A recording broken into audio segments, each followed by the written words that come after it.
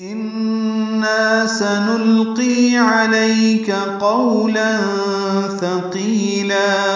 ان میں نون مشدد ہے، اس میں غنہ ہے اور نا الف مدہ ہے، 2 حرکات لمبا ہے. سنلقی سین کو جلدی پڑھنا ہے، صفیر کی آواز سے پتلی، لام ساکن پہ اظہار، قاف پرقی، یا مدہ. علیک لئی عینین ہے، عین وسط حلق سے ادا ہوگا. لئی کو معروف طریقے سے پڑھیں گے، کاف باریک ہے، آگے قوف آگے یہ پر ہوگا. قولا وولین ہے، قو اور تنوین کے بعد ثا آنے کی وجہ سے قولا یہ اخفا ہوگا. ثقیلا ثا کو نرمی سے ادا کریں گے، قوف پر پڑھیں گے. قی یا مدہ اور لا الف مدہ مد عوض. بے شک ہم آپ پر بھاری کلام نازل فرمانے والے ہیں. إن ناشئة الليل هي أشد وطئا وأقوم قيلا.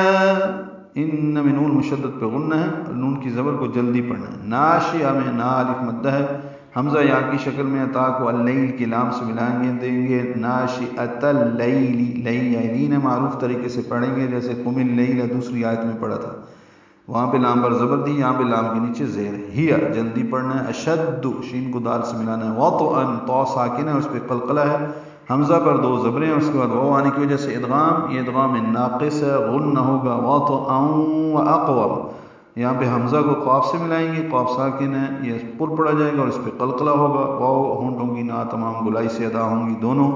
وَأَقْوَمْ اس میں 2 واو ہیں. قیلا میں قاف پر ہے، قی یا مدہ لا الف مدہ.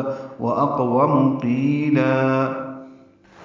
بے شک رات کو اٹھنا نفس کو سخت روندتا ہے اور کلام کو درست رکھنے والا ہے. إن لك في النهار سبحا طويلا.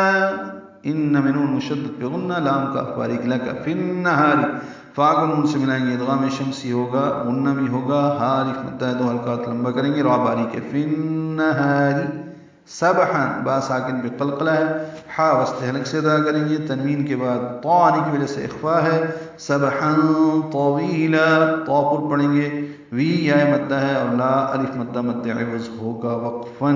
طویلا یقیناً آپ کو دن میں بہت مصروفیات ہیں.